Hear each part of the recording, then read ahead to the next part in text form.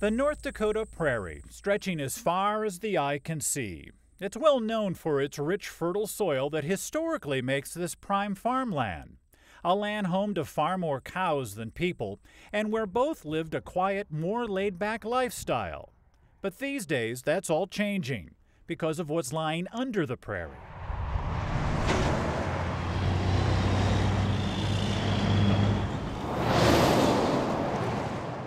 North Dakota is in the beginning stages of an oil boom.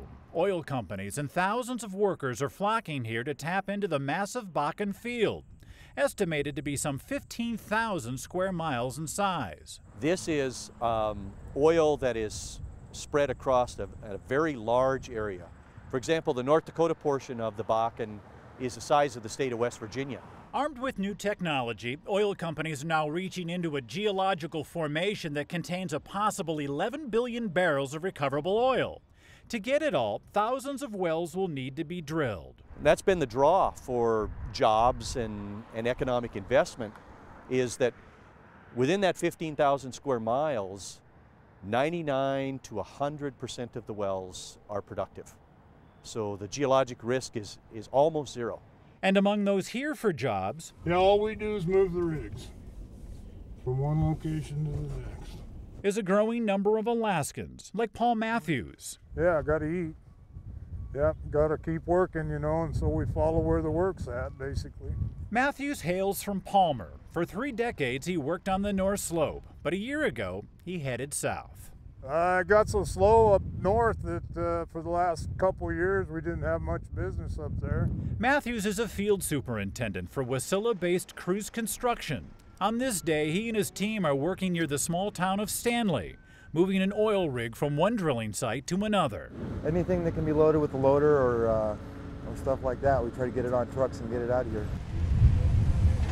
Joe Scheel of Kenai operates heavy equipment for crews. Like Matthews, he worked on the slope up until a year ago. I could see the move coming, and with everything that was going down here, it kind of just made sense. You know, they slowed things down up on the slope, and it just seemed like the right place to come for all the work. The decision to send workers and equipment from the slope to North Dakota was made by this man. Once you start up there, you'll start to see what will be interesting to you is to see the amount of semis running back and forth. Dave Cruz, the owner of Cruz Construction. He says it wasn't a hard decision to make. It was a decision that I looked at. This equipment is going to soot. I can't keep the people that I've been keeping employed up here that working in Alaska, they could go and work in North Dakota. So we're just commuting backwards. Instead of going to the slope, we're flying to North Dakota from Alaska. Cruz now has millions of dollars worth of cranes and trucks in North Dakota and about 40 employees. A little less than half are Alaskans. He says other Alaska-based companies are following his lead. I see a lot of companies that I've dealt with in Alaska doing the same thing that we did.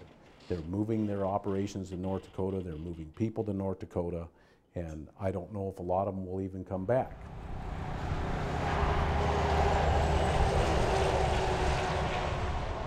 One of those companies is Black Gold out of Fairbanks. Probably about 2 years ago, I started hearing about, you know, the demand for housing down here, and so it kind of just fit into what we do anyway, mobile, temporary housing. Black Gold is owned and operated by Chris Huffman and his father Jim.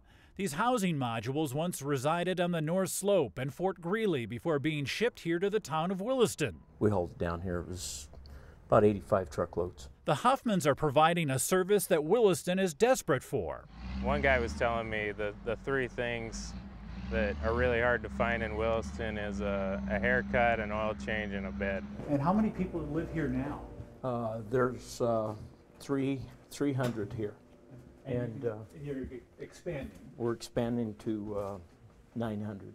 No haircuts or oil changes, but the Huffmans do have beds. There's just no place to stay.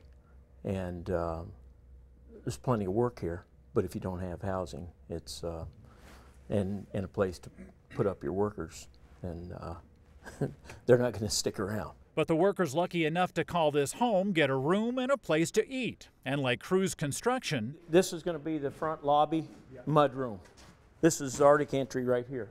Black Gold is trying to keep up with demand. we're adding another 110 rooms. By the end of the month, we'll have those set up. And we're permitted up to 900 beds, so we're looking at the next phase of construction, finishing out to complete the 900. Probably in the middle of winter sometime we'll finish that up. For now, the decision to move to North Dakota looks like a good one, a decision many other Alaskans are making. There's a lot of guys that I worked with up there in Prudhoe that are down here now. Guys from Kenai, my brother and my father are down here, and most of our crew, they're all from Alaska too. So. And with production at Bakken expected to last at least another 20 years, more Alaskan oil workers may follow the same path south to the future.